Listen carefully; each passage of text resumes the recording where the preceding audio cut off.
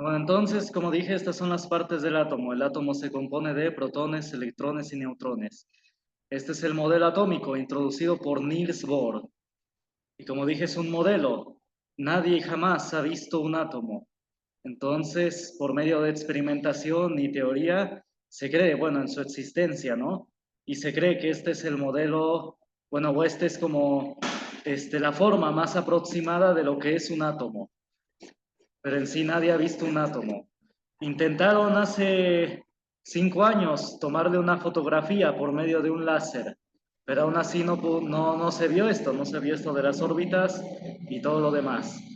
Entonces, la ciencia también cree en cosas que no ha visto o que no ve. Bueno, dudas, comentarios hasta acá.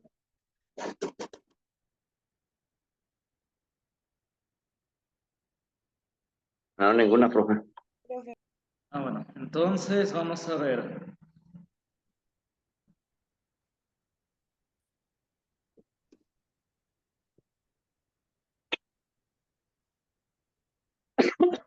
Vimos que la teoría del átomo ya venía desde los antiguos griegos.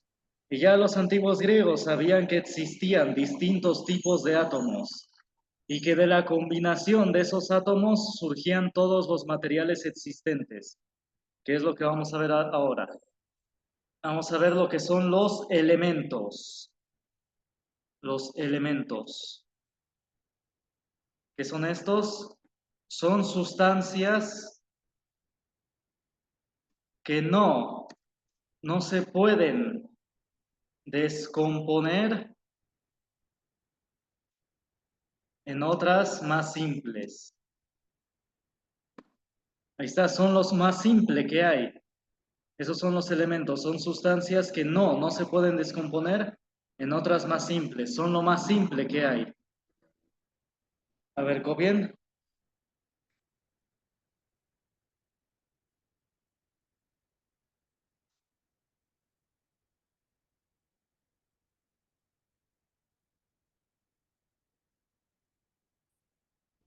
Ahí está. Ejemplo,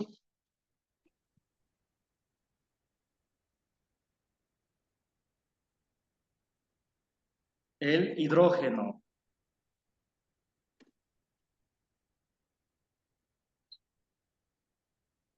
Su símbolo químico es H. Ese es el hidrógeno. Otro ejemplo de elemento es el carbono. Bueno, el oxígeno, de hecho. El oxígeno es un elemento.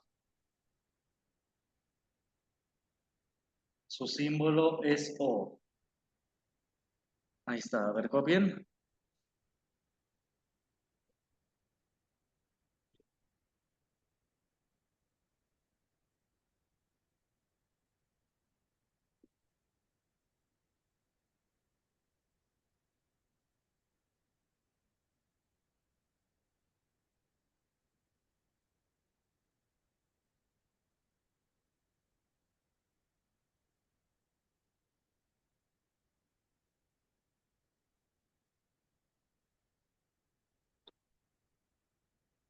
Ya estuvo, profe. Bueno, otro ejemplo de elemento es el carbono, que lo había mencionado al principio. Carbono, etcétera. Todos estos elementos se encuentran en la tabla periódica.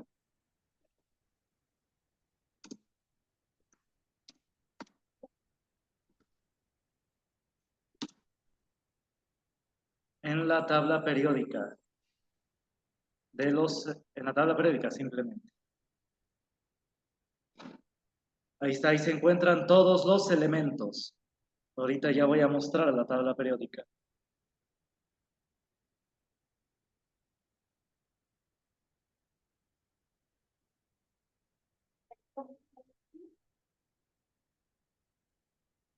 Bueno, entonces, la tabla periódica es esta de acá. Ahí está.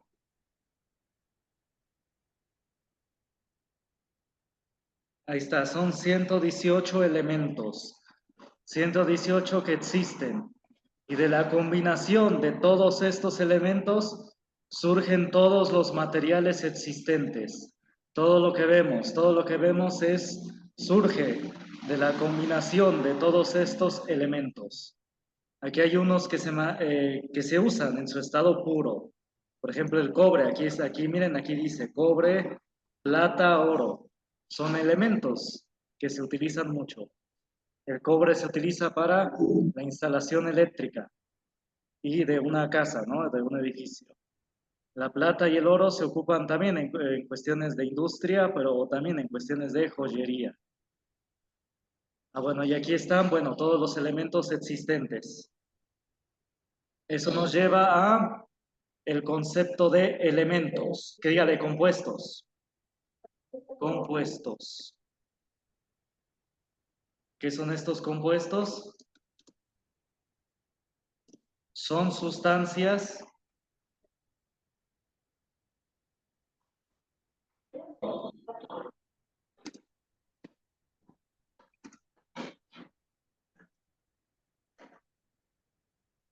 que surgen de la combinación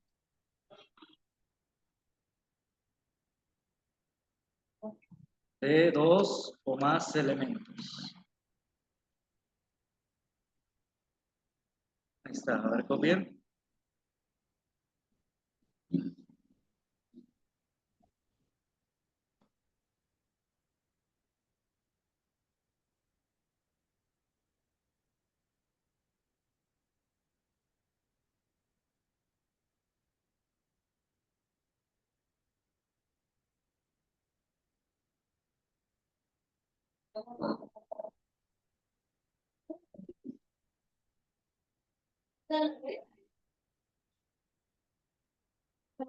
¿Ya? Ya, profe. Ya, profesor. Ejemplo, vamos a ver.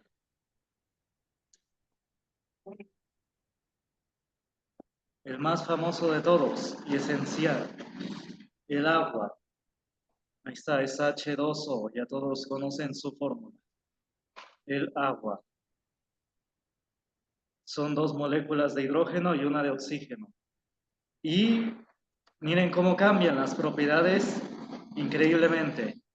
Tan solo de agregarle otro oxígeno, ahí está, el H2O2, este es el agua oxigenada. Ahí está. El agua oxigenada es el que se ocupa para desinfectar heridas. Miren cómo cambian sus propiedades increíblemente. Tan solo por agregarle otro oxígeno.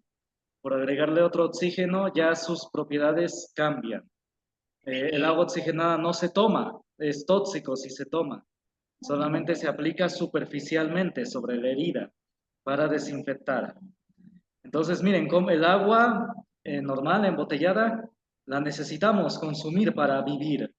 Necesitamos el agua para vivir. Entonces, pero el agua oxigenada no, esa no se toma. Y miren cómo cambian sus propiedades, tan solo por agregarle otro oxígeno. Por agregarle otro oxígeno se vuelve tóxico si se toma, si se consume. El agua oxigenada solamente se aplica superficialmente. ¿Sí se entiende? Bueno, copien.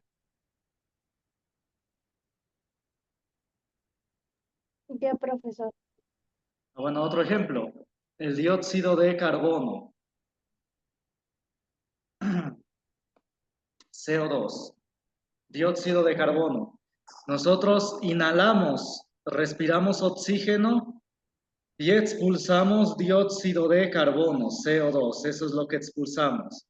Entonces, imagínense, cuando respiramos oxígeno, dentro de nosotros hay carbono y es por eso que cuando lo expulsamos, expulsamos el CO2, el oxígeno acompañado de carbono. Entonces, sí, dentro de nosotros hay moléculas de carbono, esenciales para la vida. Bueno, ¿dudas, comentarios hasta acá? No. No, profe. Bueno. Entonces vamos a ver la tabla periódica de los elementos. Pónganle como subtítulo Tabla periódica de los elementos.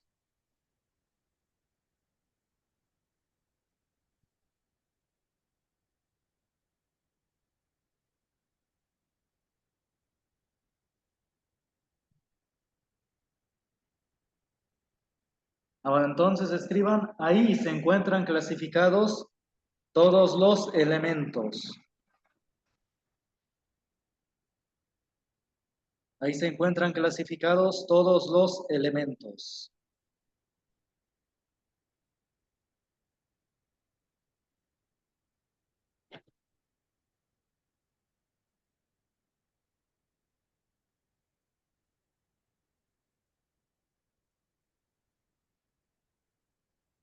Ahora entonces, cada recuadro nos brinda las características resumidas de cada elemento.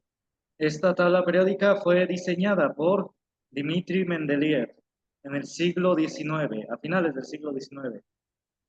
Dmitri Mendeleev, era un maestro de química, era un químico y él también era maestro. Y él quería averiguar una forma en que sus alumnos se aprendieran los elementos. Así que hizo tarjetitas con las características de los elementos.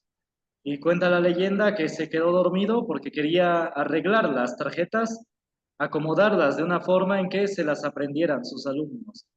Entonces dicen que tuvo un sueño donde tuvo pues el diseño de la tabla periódica. Bueno, no es como nos la presentan aquí ahorita en pantalla, sino se fue modificando, se fue complementando, se fue agregando. Después se fueron descubriendo más y más elementos que se fueron agregando a la tabla periódica. Y bueno, actualmente se sabe que solamente existen 118 elementos. Bueno, entonces, en cada recuadro vienen las características resumidas de cada elemento. Por ejemplo, aquí en este recuadro grande,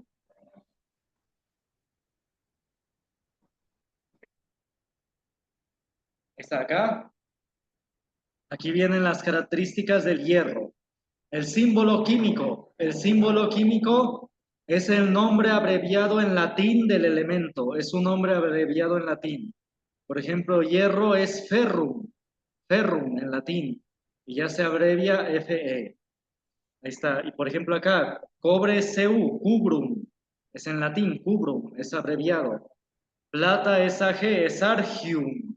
Ahí está, es su nombre abreviado en latín. Au es aurum. Ahí está, aurum, es su nombre abreviado en latín.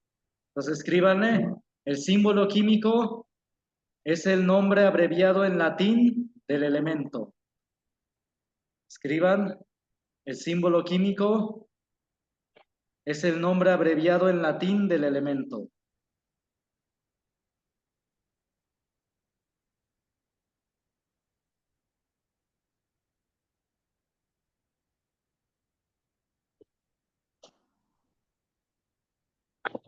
Estuvo, profe.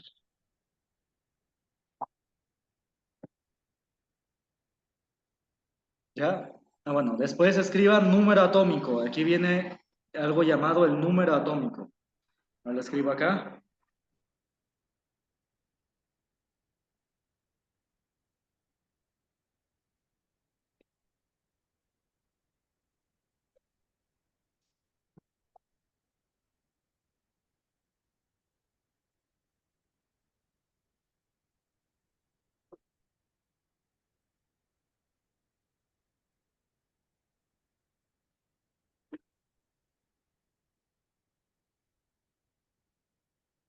Ahí está, número atómico.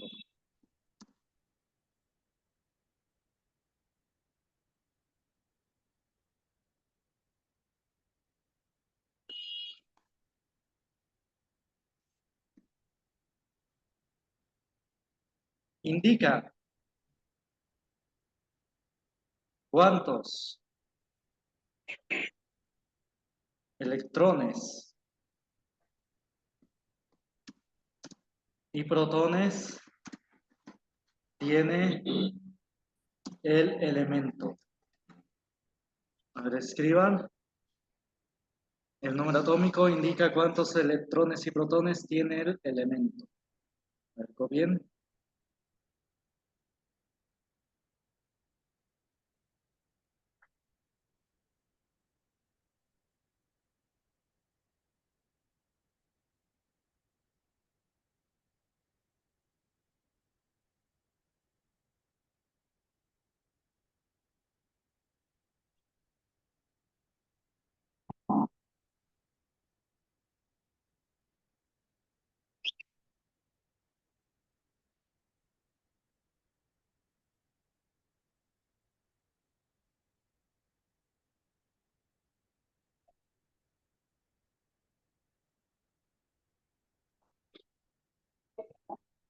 Entonces, vamos a ver ejemplos.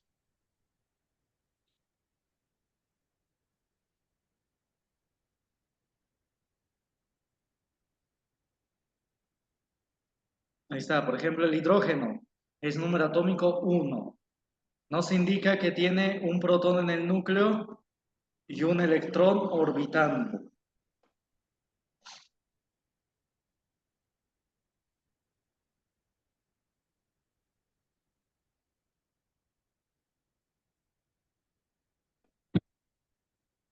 Ahí está, este es el hidrógeno. Tiene un protón en el núcleo y un solo electrón orbitando. Esta es la configuración del hidrógeno. Ahí está. A ver, otro. El helio es el que sigue, tiene número atómico 2, el helio. Significa que va a tener 2 protones en el núcleo y 2 electrones orbitando.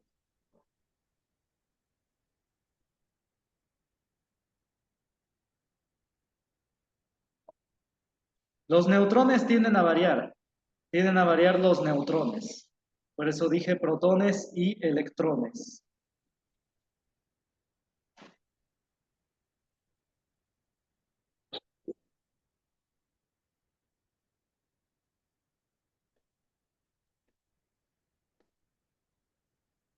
A ver, copien.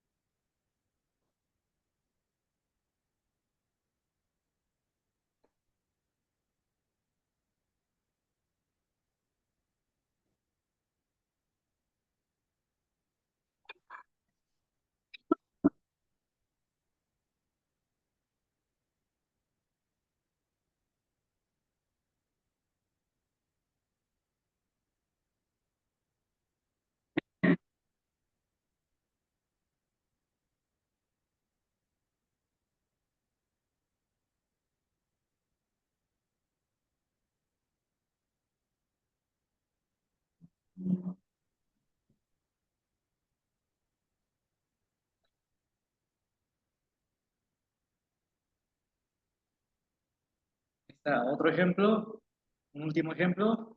Número atómico 3, el litio. El litio que se ocupa para las baterías de teléfono, las baterías recargables.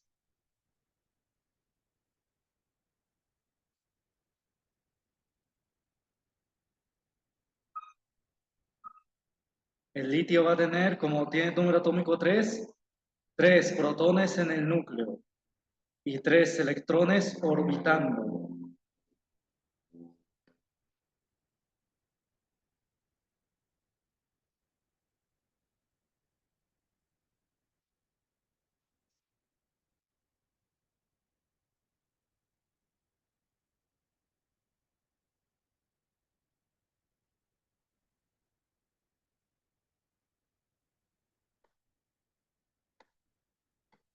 Ahí está, esta es la configuración del litio.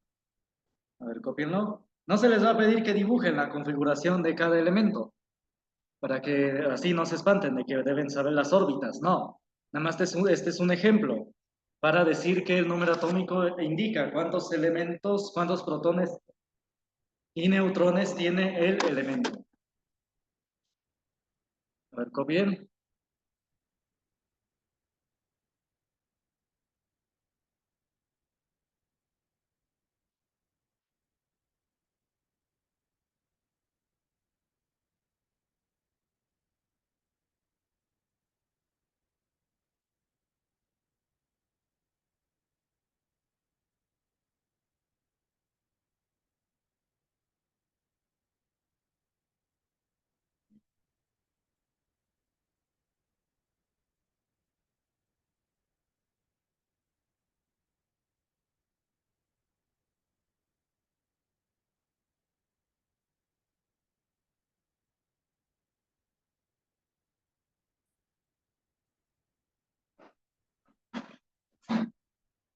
¿Ya copiaron? Ya, profe. Ya, profe. Y aquí pues obviamente hay elementos de número atómico más alto. Por ejemplo, digo, no los voy a dibujar, nada más imagínense. Por ejemplo, aquí está el famoso uranio. Ahí está el número atómico 92, que significa que tiene 92 protones en el núcleo y 92 electrones orbitando. 92 protones en el núcleo. Eso hace que esté muy amontonado. Ahí está, imagínense, 92 protones en el núcleo. Hacen que estén demasiado amontonados en el núcleo. Es decir, de ahí es donde surge la famosa energía nuclear, de que ese rompimiento del átomo. ¿Por qué? Ah, porque miren, el uranio, que es 92, número atómico 92, imagínense, 92 protones en el núcleo, 92 protones ahí en el centro. Bueno, obviamente no los voy a dibujar, pero imagínense, 92 de estos protones hace que ya sea muy inestable. Es decir, que ya con una fuerza pequeña ya es suficiente para romper ese átomo, romper ese núcleo. Cuando se rompe el núcleo es cuando libera esa gran energía que es la bomba atómica. Es decir, cuando se separan los protones, cuando se separan, liberan esa gran cantidad de energía que es la bomba atómica. Y es por eso que se ocupan para esos elementos, los radioactivos llamados, números, átomos con número atómico alto. Porque como tienen número atómico alto, pues ya cualquier fuerza hace que pues se separe el núcleo, se separen los protones. Bueno, no es así tan fácil, pero sí, una fuerza no tan grande ya hace que estos átomos se separen. Imagínense, 92 protones en el núcleo y 92 electrones orbitando. Ya es muy amontonado, por eso es muy fácil perturbarlo. Bueno, ¿dudas, comentarios hasta acá? No, profesor. No, profe. Bueno. Ya los elementos están clasificados por columnas, por familias. La primera columna son los metales alcalinos, la segunda columna metales alcalinotérreos, de la columna 3 a la columna 12 son los metales de transición, los no metales son estos de morado, los halógenos son estos de púrpura y los gases nobles son los de la última columna. Bueno, no me va a dar tiempo de especificar, ¿no?, las propiedades de cada uno. Lo hago en plataforma lo especifico, las propiedades de cada familia, bueno, de cada columna. Bueno, nada más de manera rápida, los gases nobles, los de la última columna, esos de azul, se mantienen puros, no reaccionan con ningún otro elemento, se mantienen puros. Esto tiene ventajas en la industria cuando se requieren gases que no reaccionen con ninguno otro. Pues sí, en ocasiones se requiere que una sustancia se mantenga sin reaccionar, porque si llegara a reaccionar, pues pueden surgir pues explosiones u otras cosas. Bueno, entonces aquí están los elementos. Hay elementos de reciente descubrimiento. Por ejemplo, estos últimos que están acá son de reciente descubrimiento. Todavía están estudiando sus propiedades, sus características. Y algunos de ellos son muy interesantes. Por ejemplo, este de hasta acá, el 115, el moscovio. Esto nada más es comentario adicional, ¿eh? Esto es extra. El moscovio ahí, 115. 115 protones en el núcleo y 115 electrones orbitando. Es un elemento de reciente descubrimiento y apenas siguen descubriendo sus propiedades. Algunos ya han publicado sus características. Algunos dicen que este moscovio, por su configuración, por cómo están sus electrones y sus protones acomodados, dicen que es capaz de crear un propio campo gravitacional. Es decir, sí, que como que es capaz de ese elemento de crear un propio campo de gravedad. Lo que pasa es que en los demás elementos no existen las fuerzas gravitacionales, no existen. Las únicas fuerzas que actúan en los demás átomos, los demás elementos, son las fuerzas eléctricas y las fuerzas nucleares. Las fuerzas eléctricas, que son entre protones y electrones, y las fuerzas nucleares, que son para mantener unidos los protones. No existen las fuerzas gravitacionales, pero este moscovio es muy curioso, porque resulta que él sí es capaz de crear un propio campo de gravedad, que algunos ya han dicho que le daría el sustento para esos objetos voladores que nos dicen que andan en la noche, ¿no? Volando, los platillos voladores. Es decir, muchos dicen que actualmente el ser humano, el hombre, ya posee la tecnología de construir esos famosos platillos voladores. Y uno de estos elementos le daría el sustento para ello. Ya hay incluso historias de construcción de platillos voladores. Por ejemplo, Canadá. Canadá sí pudo construir un platillo volador. Decían que era para transportar personas a velocidades muy rápido. Pero como era muy costoso construirlo, entonces oficialmente dejaron el proyecto. Es decir, Canadá sí pudo construir precisamente eso, un platillo volador, de esos que nos dicen que hacen los extraterrestres, pero que Canadá lo hacía para poder transportar personas a velocidades muy altas. Dicen que sí lo pudo construir en los 80s, pero debido al coste muy alto, no era rentable construir estos aparatos y por eso oficialmente lo dejaron. Pero de que se pudo construir, se pudo construir.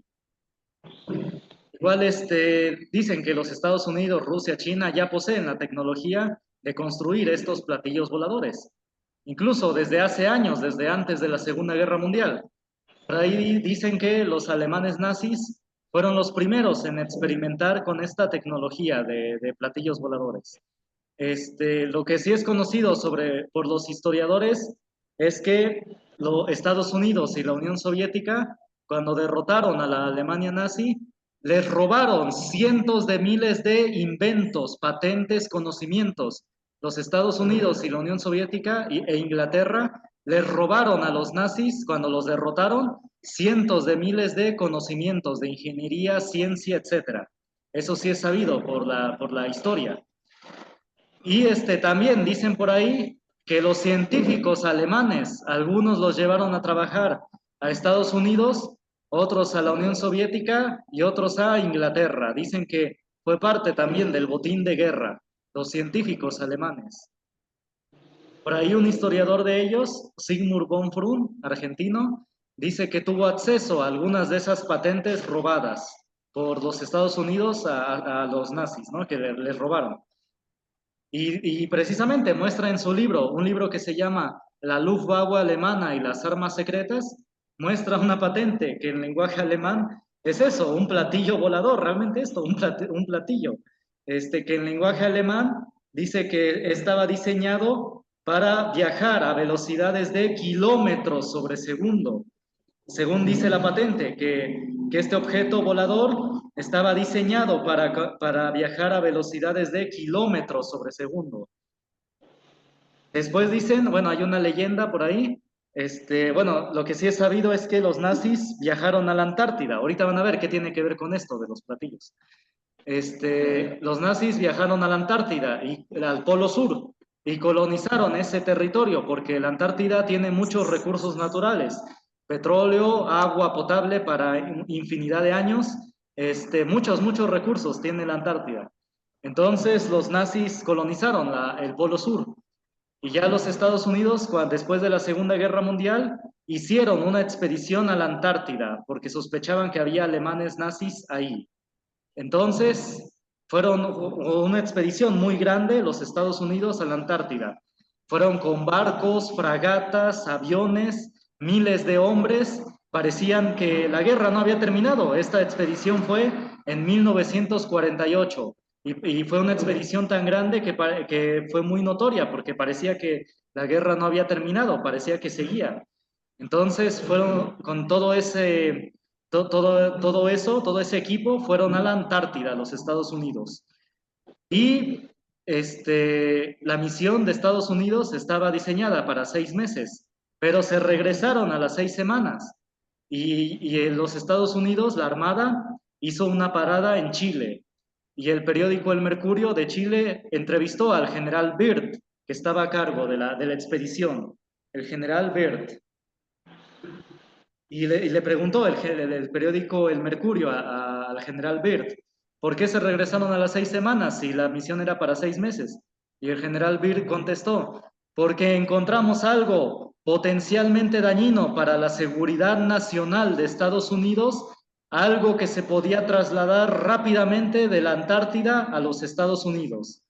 Y el general habló de luces, no dijo platillos, dijo luces que los atacaron que se movían tan rápido esas luces que no le pudieron dar a ninguno, no pudieron ni siquiera contestar el ataque. Y el periódico El Mercurio registró muertos, heridos, barcos destruidos, aviones destrozados, una derrota total que había sufrido los Estados Unidos. Entonces, y ya cuando el general con sus hombres regresaron a los Estados Unidos, fue callado y silenciado. Fue degradado, callado y silenciado. Y eso que era un héroe de guerra, era un héroe por la Segunda Guerra Mundial, por haber peleado la Segunda Guerra Mundial, era un héroe. Pero después de este evento fue degradado y silenciado. Por eso esto quedó un poco como en la anécdota, en la leyenda. Entonces sí, hay mucho, esto me gusta contarlo porque luego a veces ya se pasan con historias de extraterrestres, pero hay otras teorías que pues hay que tomar en cuenta, ¿no? Y pues los elementos, la existencia de los elementos y de sus propiedades nos darían el sustento para la existencia de ciertos aparatos, no sé, platillos voladores que nos dicen que andan por ahí, ¿no? Entonces sí, hay que estudiar mucho. Muchos de estos elementos, sus propiedades todavía no las conocemos al 100 y muchos de estos, sus propiedades son muy interesantes, que podrían, pues sí, desafiar nuestra imaginación, ¿no? Realmente muchos de estos elementos tienen propiedades muy fantasiosas. Bueno, ¿dudas, comentarios hasta acá? Digo, me refiero a propiedades que para nosotros parecerían, rayarían en la fantasía, pero realmente son propiedades que hacen estos elementos. Bueno, ¿dudas, comentarios hasta acá? No, profe, ninguna. Bueno, entonces, los temas que me faltaron por ver los explico en plataforma. Entonces, procuren ir al corriente con sus pagos. Y ahora sí, ya estoy desactivando lecciones. Así que si quieren que les desactive lecciones, envíenme comprobante de pago, usuario y contraseña, ¿sí? Entonces, échenle ganas y nos vemos la próxima semana. La próxima semana ya es la última clase. Perfecto, profe, gracias. Gracias.